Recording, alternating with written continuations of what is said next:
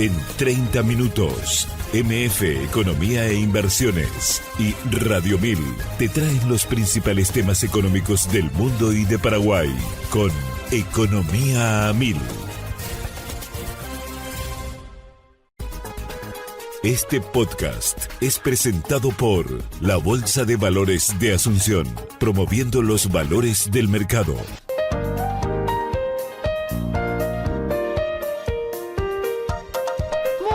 Muy buenos días, bienvenidos a una emisión más aquí de Economía 1000. Muchas gracias por la compañía, como todos los días, aquí en piso, en estudios, aparte de los compañeros que nos dan el soporte correspondiente. Ya está también Ada Caballero. ¿Cómo estamos, Ada? ¿Qué tal? Bienvenida. Buen día, Prince, buen día a la audiencia, ¿todo bien y vos? Muy bien, aquí, como siempre, muy expectante de la entrevista que vamos a tener hoy y en piso, así que en breve ya develamos quién está con nosotras, pero de momento hacemos rápidamente el pimponeo de las principales noticias económicas del día. Adelante, Josemá.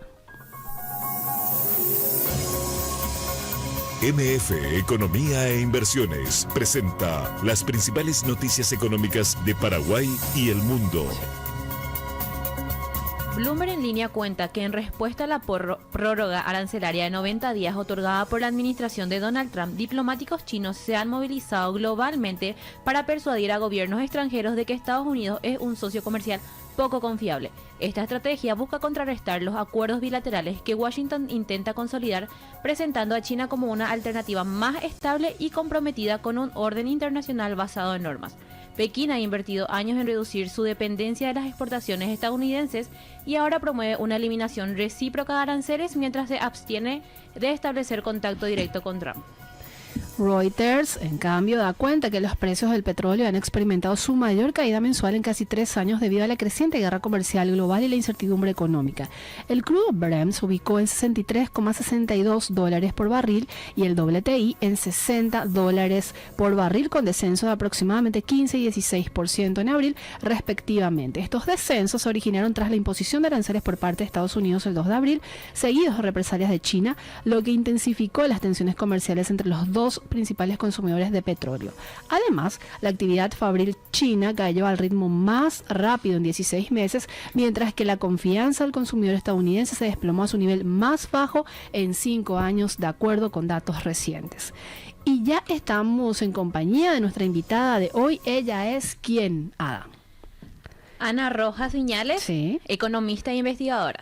Y vamos a hablar con ella sobre la relación entre la educación y el empleo en Paraguay, justamente en el marco de lo que mañana vamos a celebrar muchos, y bueno, algunos de repente no tanto, pero eso ya depende de cada caso y esperemos que no les toque. Así que, Ana, muy bienvenida, muchas gracias por estar. Buenos días, muchas gracias por la invitación. Y así tal como mencionás, Prince, la semana pasada cuando estuvimos pensando qué tema podríamos conversar hoy, considerando estas fechas tan significativas, ¿verdad? El Día del Maestro y también el Día del Trabajador, como para que podamos combinar y reconocer que la educación es una inversión, que quizá no vemos el resultado y el retorno en el corto plazo, pero que a largo plazo implica una mejora en los ingresos laborales de las personas. Y mencionaste lo de los educadores, así que también muchas felicidades a Ana. Muchas gracias. En tu día, y a todos los maestros que hacen y desde donde les toca, tratan de construir a ciudadanos, porque básicamente eso es lo que están haciendo desde sus puestos, de sus lugares de trabajo, y es una labor demasiado noble dentro de todo. Y bueno, también hay que agregarle un poco de vocación a ese, pues es todo un desafío más en esta generación, ¿cierto, Ada? Así mismo. Bueno, sí, cierto. Así que muchas felicidades. Y vamos a hacer como un cruce de estos datos también, Ana, a nivel país, y le pedimos a los compañeros que nos den el soporte correspondiente, porque Ana, como todas las veces, nos trae una presentación para ir acompañando justamente su exposición. Ana, la siguiente lámina, por favor, compañeros. Aquí son los datos duros. ¿Qué nos dice esta lámina, Ana? Estos son datos del censo que hizo una publicación en estos días. El INE hizo una publicación en estos días sobre la situación de la educación en nuestro país. Estos datos, las primeras láminas corresponden a datos del censo 2022 y luego vamos a ver los resultados, los datos con relación a la encuesta 2024. Bueno, aquí lo interesante es considerar que de los 6.109.000 903 personas que el censo reporta que fuimos en Paraguay en el 2022, el 97% de las personas tiene de 5 a más edad, ¿verdad? Y esto se toma como un indicador, ya que se supone que a los 5 años una persona ingresa a la educación formal, al sistema de educación formal. Que esto es como parte de la reforma, porque antes era a partir de los 6 años, sí, como que empezabas el preescolar, pero ahora es como un año. Ahora es un año antes, y también existe la educación inicial que abarca la población de 3 y 4 años, que sería como el maternal, el kinder. Que no es obligatorio, pero que de alguna manera ayuda al niño, vamos a decir, como cimiento para lo que va a hacer. Ayuda bastante, y luego un poco más adelante vamos a ver cuál de los niveles de educación tiene mayor retorno a largo plazo en lo que respecta al trabajo. Ana, de acuerdo con tu, obviamente, conocimiento y estudiosa, y como sos investigadora también en todo este tema social, económico, y este 97% que asistió a una institución de enseñanza formal es un dato muy importante para un país como Paraguay, y más si lo comparamos con países de la región, Ana. Sí, es muy importante, pero hay que hacer una salvedad. ¿Sí? Ahí, si vos lees la frase, dice, asiste o asistió. Okay. Es decir, que una persona pudo haber asistido en algún momento de su vida y hoy ya no asiste, ¿verdad? Pero de esos 5.644.000, en algún momento de la vida, el 97% de las personas asistió. Y cuando habla de institución de enseñanza formal, se refiere a aquellas instituciones que están dentro del sistema del Ministerio de Educación, los cursos de capacitación que están también validados por el MEC, pero que forman parte, por ejemplo, de SINAFUCAL, del SNPP, y también las universidades. Muy interesante, y bueno, valga la aclaración también, porque es un concepto que muchas veces dice enseñanza formal, se supone que todas las instituciones están dando una enseñanza formal, pero valga la aclaración, Ana. Si tuviéramos que desagregar por género, ahí veo el dato que destaca que las mujeres tuvieron mayor participación como asistente a una institución pública, sí, a una institución mejor. Esto también es interesante porque luego vamos a ver las diferencias por nivel educativo. Existe mayor proporción de mujeres en el sistema de educación, en todos los momentos de la vida. Creo que en la educación media es donde como que se revierte un poco. Pero considerando el total de las personas, hay como 75.000 mujeres más en el sistema educativo que hombres. Que también de alguna manera va a mostrar la brecha que sigue existiendo cuando hablamos de la distribución de ingresos, Ana, sí, y de escolaridad más todavía, ¿verdad? Cuando veamos la parte del trabajo, vamos a ver que por más que las mujeres seamos las que estamos más dentro del sistema formal, educativo formal, como también que tengamos más años de estudio, inclusive en la educación terciaria, eso no se traduce en una mejora de las condiciones laborales y tampoco en el ingreso, pero eso tiene que ver más que nada con las características estructurales de la división sexual del trabajo, que asigna a las mujeres aquellas actividades del hogar que generalmente son del hogar y de cuidado, que generalmente son no remuneradas. O sea, hacemos para nuestra familia, ¿verdad?, en nombre del amor. Así mismo. Y las mujeres nacemos luego con esa... O sea, yo estoy diciendo irónicamente, ¿verdad? Nacemos luego con esa tendencia a querer cuidar y a querer realizar esas actividades. Que cuando, en caso de que una familia pagaría por ese tipo de servicio, obviamente representaría tanto un salario para aquella mujer que está en esa categoría de cuidado y demás, versus lo que realmente pasa, ¿verdad? Sí, si nosotras realizamos dentro de nuestros hogares, lo más probable es que nosotras no percibamos un ingreso por esas actividades. Pero tal como vos decís, si contratamos a alguien que venga a realizar esas actividades para que nosotras podamos salir al mercado laboral formal, remunerado, vamos a estar pagando un salario a esa persona, sea mujer u hombre, ¿verdad? Porque también hay hombres que realizan esas actividades. Sin embargo, una cuestión interesante que seguramente en algún momento ustedes ya vieron, salen en las noticias o en las redes sociales anuncios de contratación de una persona para niñera o para actividad, para actividades dentro del hogar, y si nos fijamos en el salario que se ofrece, generalmente es un salario súper bajo. Y ahí hay una doble interpretación. Por un lado, ya existe la ley del del trabajo doméstico y el salario que deben percibir, pero también no ganamos luego mucho más que el salario mínimo, y gran parte de las mujeres, casi el 60%, no ganan luego el salario mínimo. Entonces como que habría que mejorar las condiciones laborales, no solamente para las mujeres que desarrollan las actividades dentro del hogar, si las contratamos, sino también para todo el sistema y todas las mujeres. Muy interesante, Ana. La siguiente lámina, por favor, compañeros. Y estos también son datos duros, Ana, en el sentido de vemos indicadores que forman parte de la estructura educativa en Paraguay, y toma un lapso del 82 al 2022. ¿Qué se destaca en esto si tuviéramos que hacer una suerte de radiografía del sistema educativo paraguayo? Bueno, lastimosamente es muy chica Sí, pero vamos a ir desglosando igual. los datos, ¿verdad?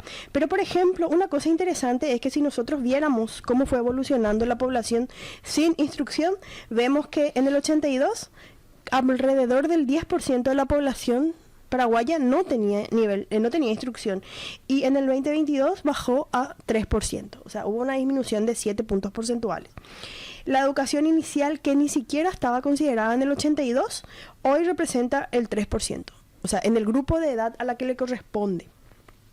Sí. Después, la educación primaria, primero y segundo ciclo, que sería la educación escolar básica, que en el 82 era el 68%,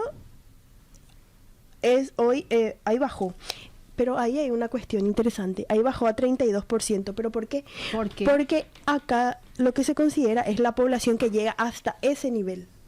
Entonces, quiere decir que la población que tenía de 1 a 6 años, no más, o sea, solo primaria, en el 82 era el 68%, o sea, 7 de cada 10 paraguayos, pero hoy solamente 3 de cada 10 paraguayos. O sea que hay más, seguramente vamos a ver más adelante, hay población que tiene más de la educación primaria. O sea, esta es la gente que solamente terminó hasta el sexto grado. Claro, que era, vamos a decirlo, como habitual en esos años.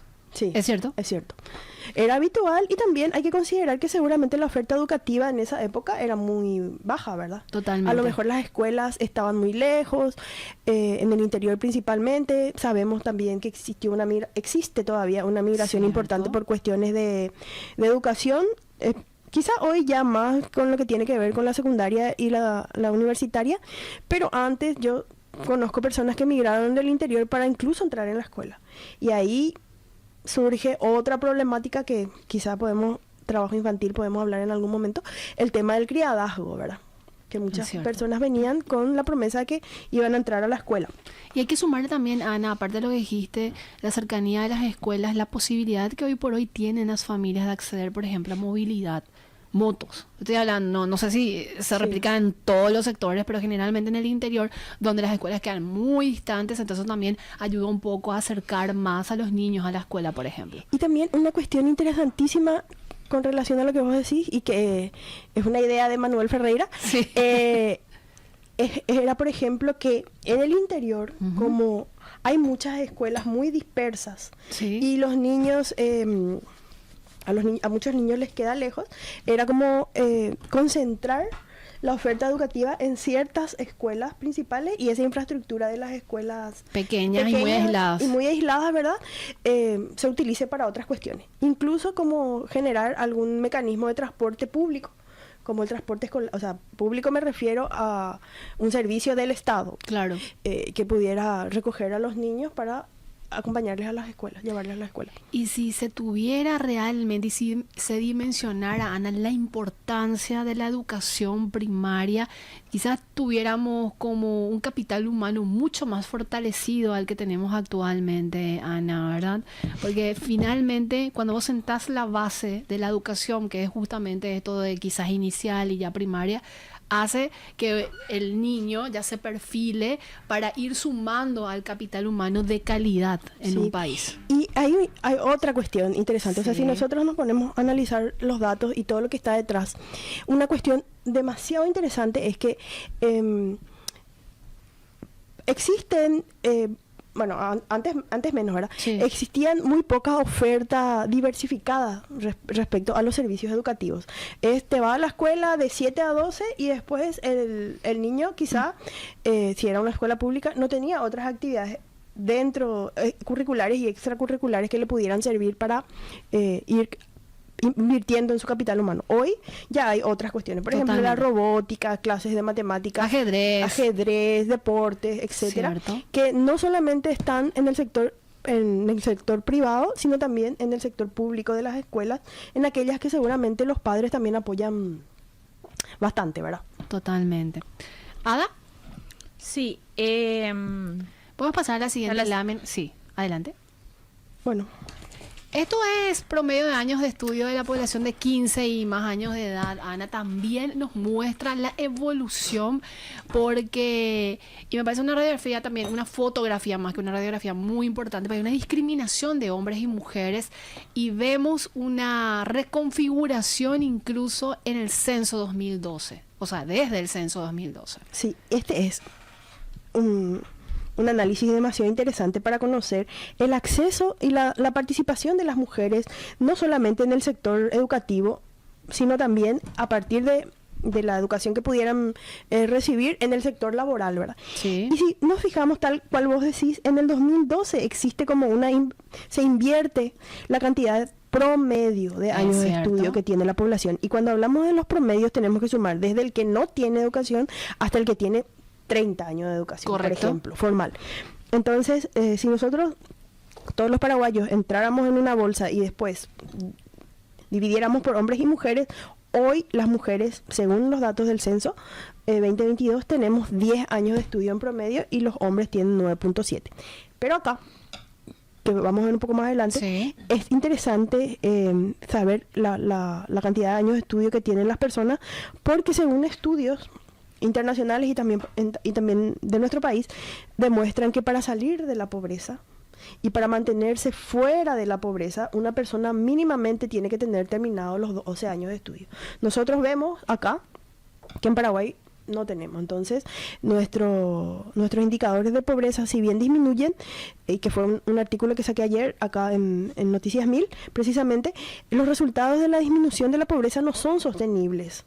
Es probable que van a seguir disminuyendo unos años más, pero a partir de cierto momento hay que invertir en capital humano, aumentar la productividad y que nuestro Producto Interno Bruto, gracias al trabajo altamente calificado, aumente.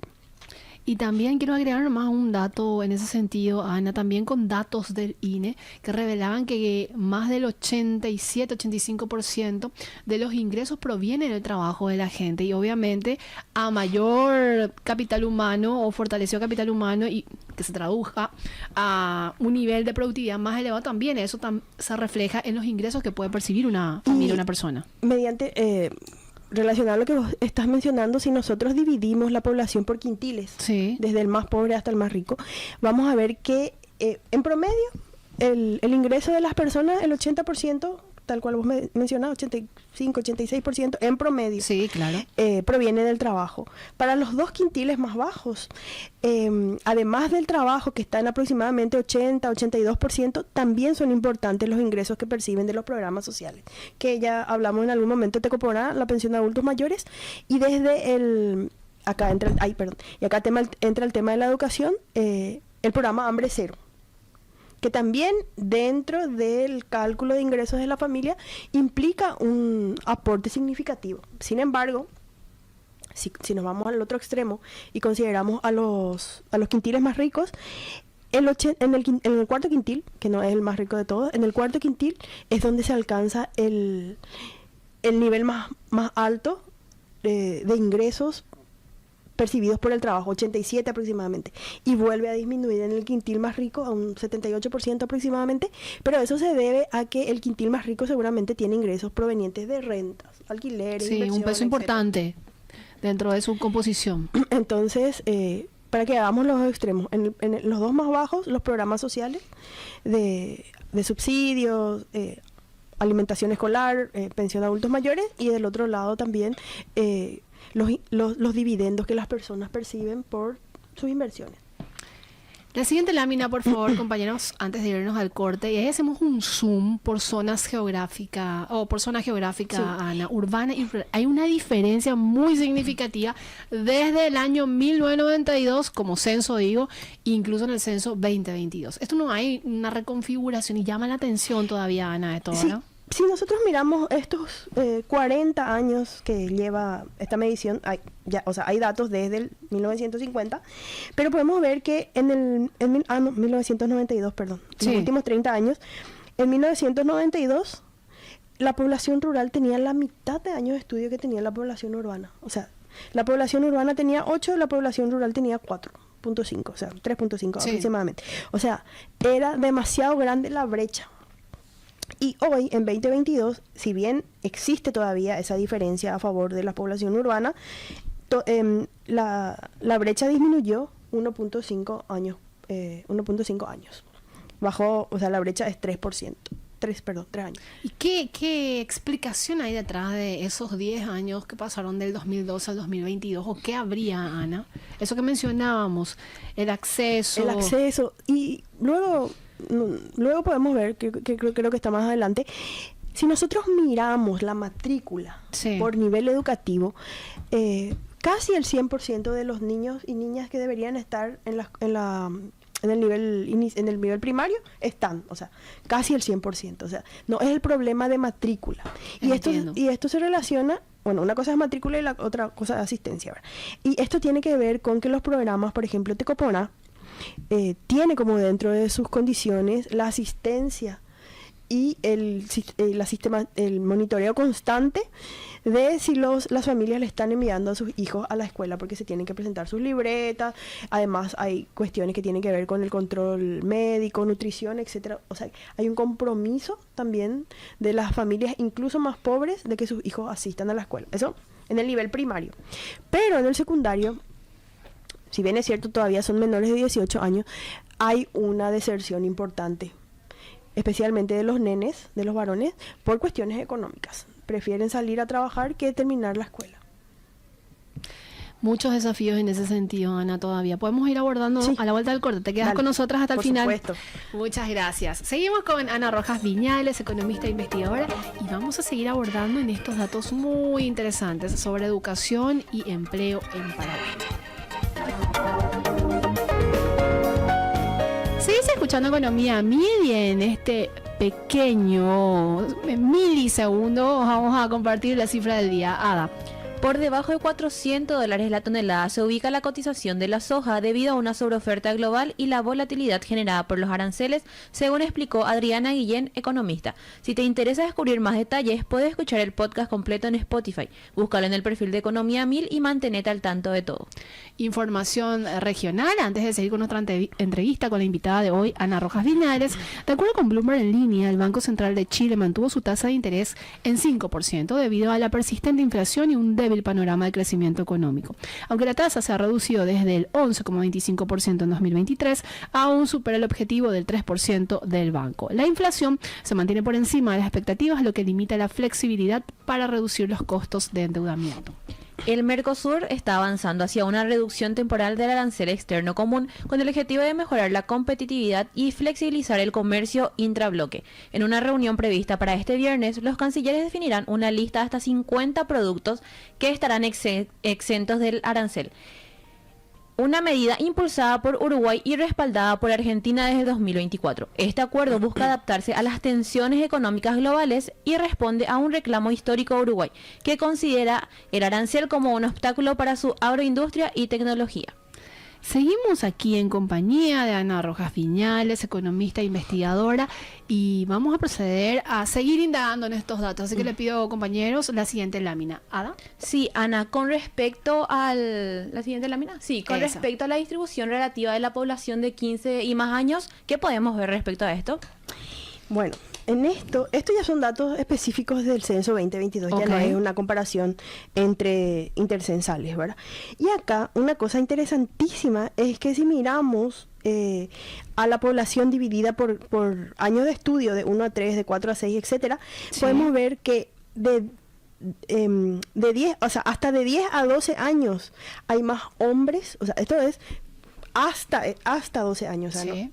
¿no? Por ejemplo, de 10 a 12 años sería hasta la educación media terminada, hay más hombres que mujeres.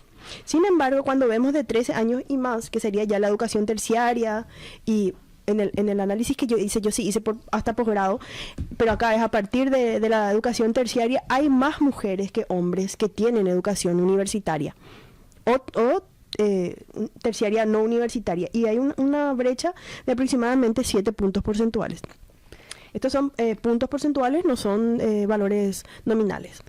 Y este comportamiento, Ana, ¿qué termina reflejando ya para lo que puede ser la inserción laboral? Bueno, esto lo que nos muestra es que actualmente, si hacemos un análisis del 100% de las personas en Paraguay, una cosa que ya vimos también con los otros números, es que está mejorando la situación educativa de nuestro país.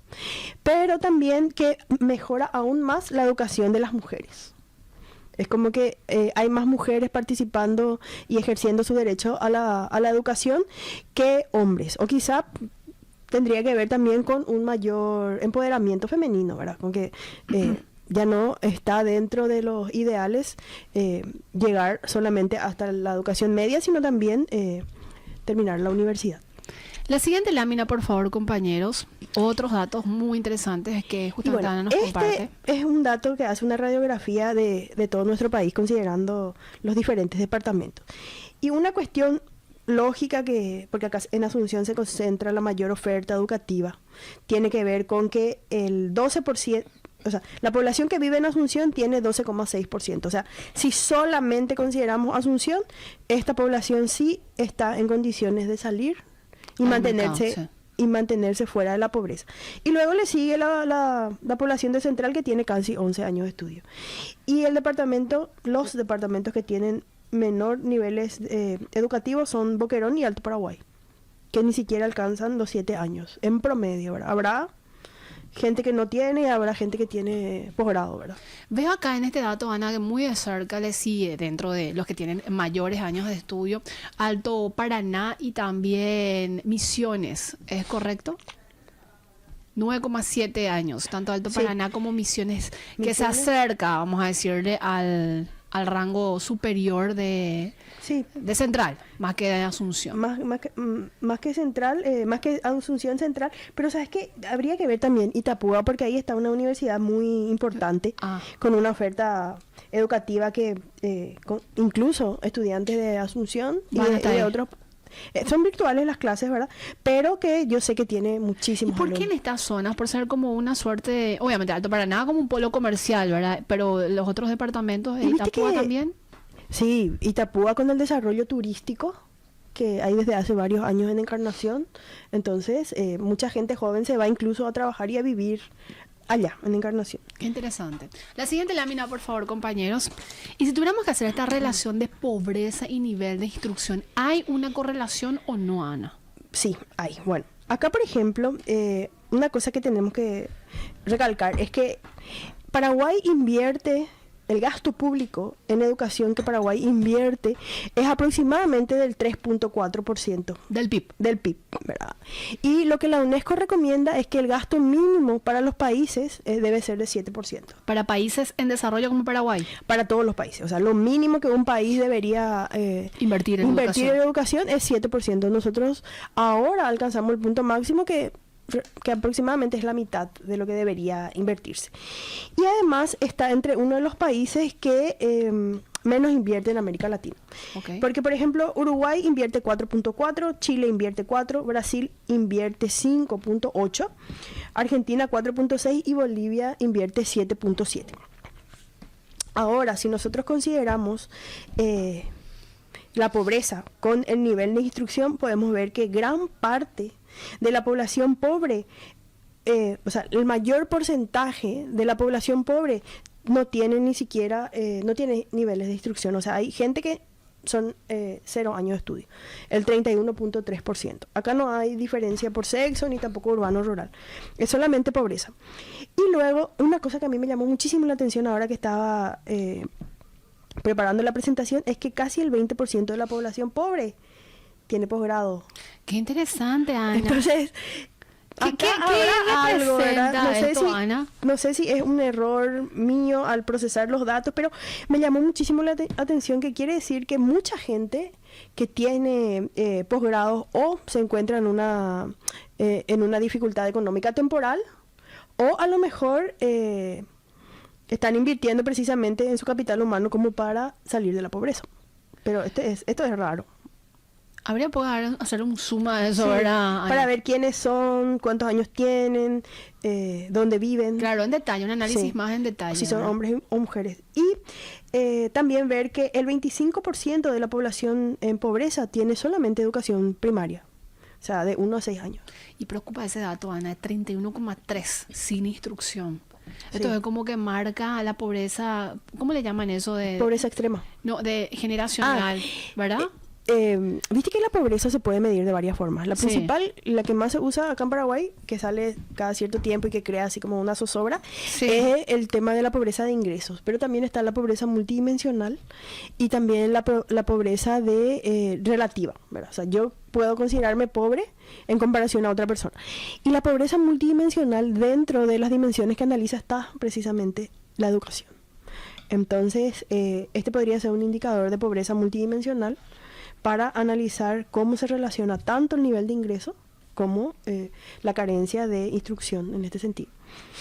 La siguiente lámina, por favor, compañeros. Ada. Sí, sobre la informalidad y el nivel de instrucción que se puede ver, Ana. Porque acá ya, perdón, Ana, ahí ya nos metemos más de lleno en lo que es el sector de empleo, Sí. ¿verdad? Bueno, recordemos Sí. que la informalidad es el principal problema del mercado laboral en nuestro país. 7 de cada 10 trabajadores aproximadamente está trabajando en el sector informal. Entiéndase informal que no está aportando a un sistema de previsión, que en este caso es IPS, ¿verdad?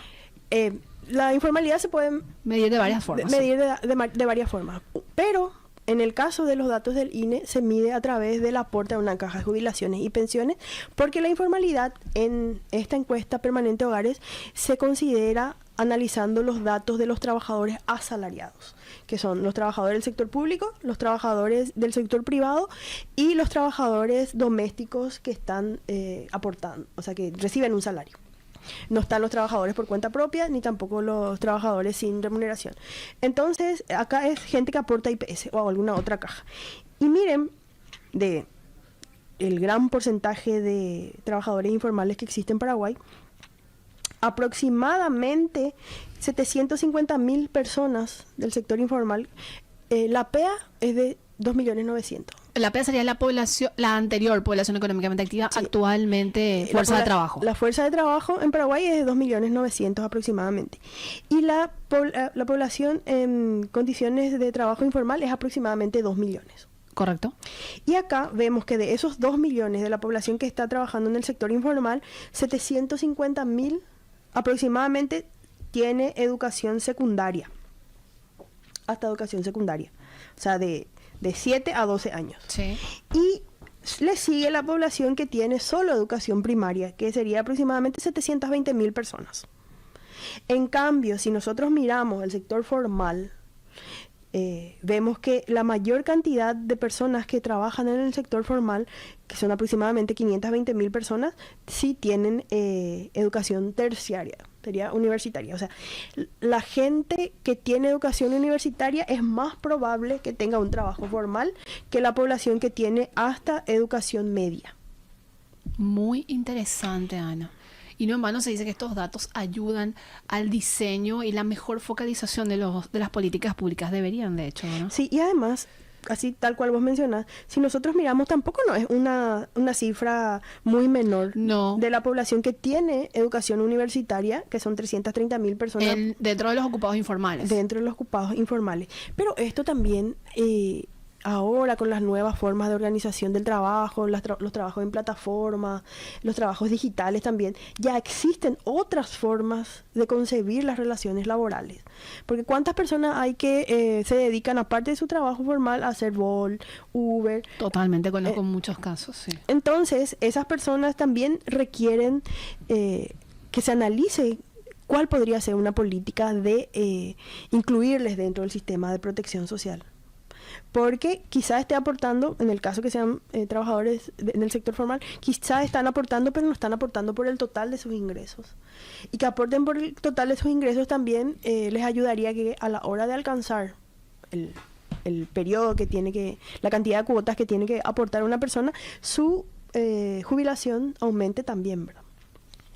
Eso por un lado. Y por otro lado, también hacer como una concientización para los trabajadores y para los jóvenes principalmente respecto a la importancia que tiene la jubilación, porque muchas veces se considera que es un gasto y no le damos la importancia que realmente tiene, porque pensamos en el corto plazo y no en lo que nos puede llegar a pasar con el tiempo. Eso hay como una cuestión cultural, ¿verdad? De ser un poco más visionarios en ese sentido, ¿verdad? Pues uno cuando es joven, y lo teníamos de hecho Enrique López semanas anteriores, decía, cuando uno es joven no es que se siente demasiado presionado con aportar a una caja, y bueno, en realidad quizás tengan razón, pero eso forma parte también del haber que se va sumando más adelante, ¿verdad? En caso de que se queden desempleados por algunos años, ya tienen como una reserva y eso se va sumando ya después cuando empiecen a activar nuevamente laboralmente. Y además, con el tema de los accidentes de tránsito, contar con un aporte a la caja de jubilación y el IPS que brinda también atención médica es muy importante porque les permite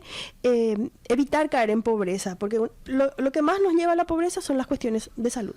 Es cierto, Ana. Entonces, no sé si vieron ustedes esa manifestación que decía que las polladas, frente al Ministerio de Salud, que las polladas salvan más vidas que el sistema público, por ejemplo. Y esa es una realidad. Esa es una realidad. Sin embargo, si aportamos desde jóvenes a una caja de jubilación y nos encontramos lastimosamente en una situación como esta, vamos a poder contar con un colchón que nos permita mantenernos durante el tiempo que estemos en recuperación. Totalmente. La siguiente lámina, por favor, compañeros. Yo sé que Ada tiene muchas consultas, pero nos queda pocos minutos, así que ahora voy a imprimir velocidad.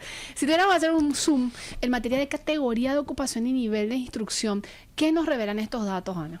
Bueno, en primer lugar lo que nos muestra es que en el sector privado, la mayoría de las personas que trabajan en el sector privado tienen nivel secundario terminado. O sea, casi 600.000 personas de todas las que trabajan en el sector privado tienen educación secundaria terminada. Y le sigue, una cosa demasiado interesante, si miramos el sector público, podemos ver que la mayoría de los trabajadores en el sector público tienen educación universitaria o terciaria.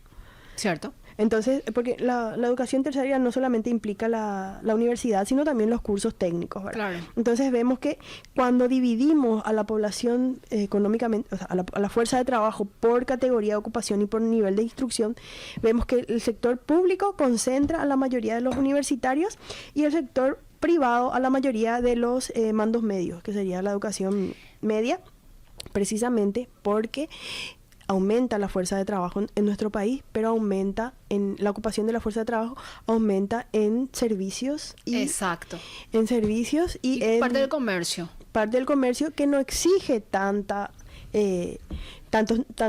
especialización en los conocimientos. Como en el sector público donde hay una carrera que seguir, por decirlo, ¿verdad? Exactamente. Es cierto. Y haciendo el zoom, por ejemplo, en el trabajador por cuenta propia, acá también hay una reconfiguración, ¿verdad, Ana? Vemos que tiene como nivel de instrucción primario, ¿verdad? Sí, la mayoría, según lo que muestran estos datos, es que la mayoría de los trabajadores por cuenta propia tienen de 1 a 6 años de estudio, o sea, educación primaria. Incluso hay algunos que no tienen nivel de instrucción, o sea que 0 sería sus años de estudio. Pero, mira, qué interesante, si sumamos, hay aproximadamente 800.000 personas como trabajador por cuenta propia y cerca de 165.000 personas emprendedoras o trabajadores por cuenta propia que tienen educación universitaria o terciaria. Y acá podría ser que la gente se ve como decepcionada del mercado laboral. Entonces decide emprender. O sea, esa es la interpretación que yo le hago sin profundizar demasiado, ¿verdad? Pero en los trabajadores familiares no remunerados y en el trabajador doméstico vemos que los niveles de educación están entre los más bajos. Difícilmente hay trabajador doméstico que tienen educación universitaria y en el caso del trabajador familiar no remunerado sí que mucho menos. La siguiente lámina, por favor, compañeros. Ada. Sí, acá podemos ver los ingresos per cápita y el nivel de instrucción.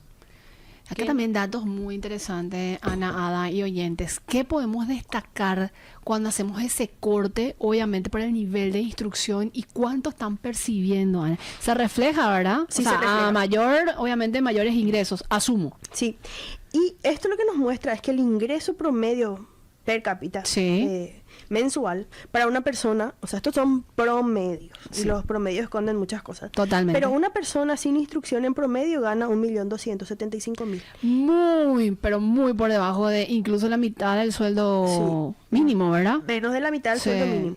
Pero pasar de sin instrucción a la educación primaria tiene un aumento del 17% de sus ingresos. Cierto. O sea, alcanza aproximadamente 1.500.000. Y luego, pasar de la primaria a la secundaria tiene un aumento del 33%. Ahí hay un salto significativo, Ana. Sí, porque luego, creo que lo vimos al iniciar, que la inversión en educación por niveles tiene retornos diferenciados.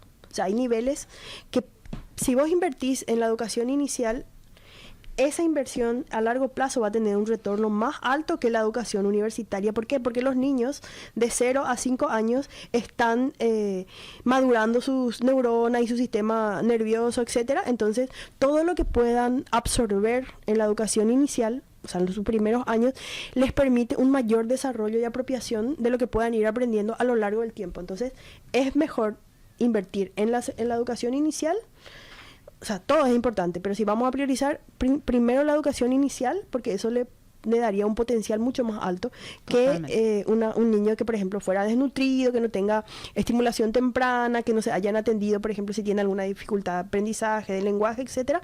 Si eso se corrige o se atiende en la niñez, en la primera infancia, es más probable que esa persona se desarrolle mucho mejor a lo largo de su vida. Espera, no terminamos. No terminamos. La terciaria, y ahí también me llama medio la atención, bueno, más que en la terciaria, la persona que tiene posgrado. Sí. Muy por debajo, Ana, del salario mínimo. Y acá. Perdón, me salió muy familiar ya. Sí. Leí yo, sí. Acá es súper interesante ver que entre la secundaria y la terciaria hay un aumento de casi el 80% del ingreso.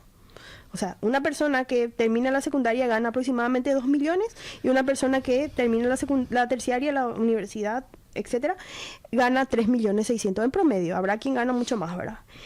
Pero en el posgrado, y esto pasa de algo latente y verídico en el sector, en el mercado laboral, es que muchas veces las personas están sobrecapacitadas. Entonces, no existe como un mercado para, o los recursos para satisfacer el ingreso que, o sea, la inversión que representó para esa persona haber llegado al posgrado, y en entrevistas te dicen, está sobrecalificada para este trabajo. Es cierto. Entonces yo creo que por eso existe esa disminución en el nivel de... Pero esto no forma parte de un desincentivo, Ana. Pues uno en realidad se capacita porque está aspirando a tener relativamente buenos ingresos, ¿verdad? Pues invirtió en su educación, tiempo, etcétera, ¿verdad? Y sí, es un desincentivo también porque por eso hay mucha fuga de cerebros. No sé si es cierto. Ya escucharon ese concepto, ¿verdad? Donde mucha gente que está altamente capacitada prefiere quedarse, después de estudiar afuera, prefiere quedarse a estudiar, a trabajar en otro lado que volver a Paraguay, porque no existe el incentivo ni económico, ni social, ni de estatus, muchas veces, en el país como para reconocer ese esfuerzo que uno hizo. Totalmente. La siguiente lámina, por favor, compañeros. Y esto tampoco deja de llamarme la atención, Ana. La fuerza de trabajo y el nivel de instrucción. Y hay como una desagregación entre ocupados, desocupados e inactivos. ¿Qué reflejan estos números, Ana? Bueno, si nosotros vemos cómo está compuesto, cuáles son las categorías de ocupación, ocupados, desocupados e inactivos, vemos que la mayor parte de los ocupados tienen como... siguiendo la misma línea, ¿verdad? Educación secundaria. Acá ya es solo hasta terciaria. Casi 900.000 personas del total de ocupados, que son aproximadamente 2.900.000 aproximadamente. Cerca de 2 millones están entre secundaria y terciario. Pero una cuestión interesantísima es ver la cantidad de desocupados y... O sea, los desocupados son menos luego que los inactivos. Es cierto. Y que si consideramos un nivel de instrucción, vemos que son pocos los que están desocupados en cada uno de los niveles educativos. Lo que no pasa entre los inactivos. Acá entre los inactivos, cerca de 600.000 personas inactivas que no están participando del mercado laboral. ¿Quién sabe por qué? Habría que analizar, pero principalmente la razón es porque están estudiando. Son jóvenes que están entre 15 y 29 años que están en la universidad y que se dedican solamente a eso. 600.000 personas tienen secundaria terminada y cerca de 200.000 personas tienen terciaria. Probablemente estas personas, gran parte de estas personas, son personas que solamente están estudiando y no están trabajando. Aunque puede que existan también personas que no estudian ni trabajan. Claro. Pero para eso se necesita un análisis mucho más exhaustivo, porque obviamente, como decía, estos son promedios de varios factores, así que determinar la causa es muy, muy difícil sin hacerlo a profundidad. Sí, pero podríamos hacer, por ejemplo, porque hay variables que se cruzan en la encuesta permanente de hogares y ver cuáles son las principales razones de inactividad. Y ahí vemos que para los varones es principalmente porque están estudiando y para las mujeres es porque están realizando tareas del hogar, otros motivos familiares y en tercer lugar aparecen razones de estudio. Ana, me encantó esta presentación, datos demasiado interesantes y obviamente tu aporte analítico en toda esta presentación. Si tuviéramos que hacer una suerte de conclusión, reflexiones finales y agregar un poco de qué es lo que tenemos que hacer en materia de políticas públicas, ¿qué podríamos decir, Ana? Bueno, yo creo que en primer lugar habría que hacer como un análisis acerca del nivel de inversión en gasto público en educación que hoy tenemos, ¿verdad? O sea, todo es importante y si hacemos un análisis de todo lo que nos faltan muchas cosas. Es cierto. Pero educación y salud son las prioridades. Entonces, yo creo que habría que analizar la posibilidad de elevar ese nivel de ingreso, de ese nivel de inversión en educación, principalmente para las poblaciones más pobres, ¿verdad? Porque también existen escuelas que son privadas, públicas y también las que son de administración mixta, que son las subvencionadas. El programa de alimentación es un aporte muy importante a lo que tiene que ver con la participación dentro del sistema educativo para las poblaciones, para los niños más chicos y más pobres.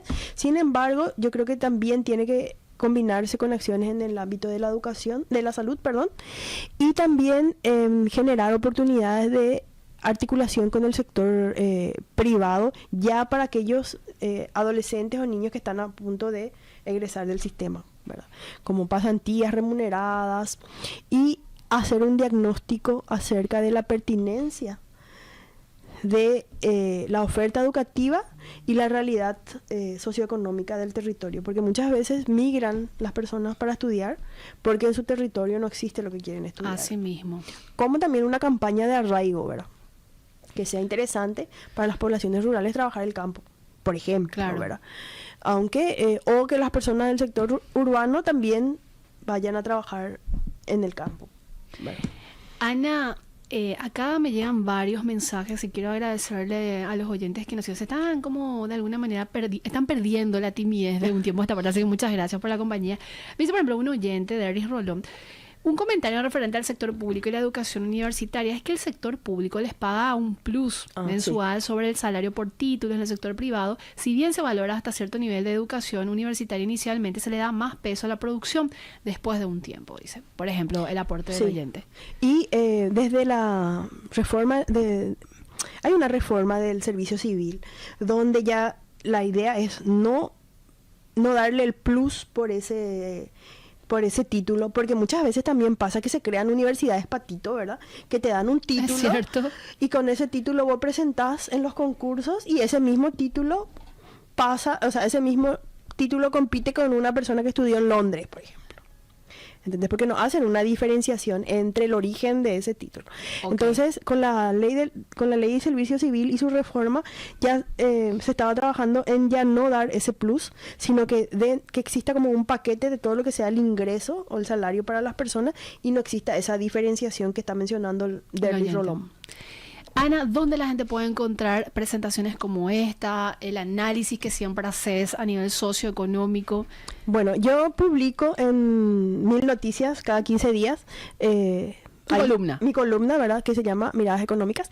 Sí. Y ahí, justamente ayer presentamos uno acerca de la pobreza y la sostenibilidad, y uno de los puntos que se tocaron fueron los de educación y formalización. También en mi LinkedIn, que es Ana Rojas Viñales, y en el Twitter, ahí no activo tanto, pero también hay algunas cuestiones, que es Aterobi en X. Así mismo. Ana, muchas gracias por tu aporte de siempre, que tengas un excelente día. Muchas gracias por la invitación, un gusto siempre. ¿Estuvimos con quién, Ada? Ana Rojas Viñales, economista e investigadora. Muy interesante, te quedaron todos los números, ¿verdad? Sí. Y eso de grandes desafíos todavía que le queda a Paraguay en materia de educación y después vincularlo obviamente al empleo. Nosotras nos despedimos, Ada. Mañana no tenemos programa, hay una repetición de un episodio así de José Mara, y el viernes retomamos. Y quiero adelantarles que el viernes, y me acaban de confirmar desde la Dirección Nacional de Ingresos Tributarios, que vamos a tener un contacto con el director de la DENIT para hablarnos justamente sobre el informe de recaudación del último mes que se tiene. Así que les esperamos mañana y el viernes. Nos vamos. Nos vamos. Lindo día. Este podcast es presentado por la Bolsa de Valores de Asunción, promoviendo los valores del mercado.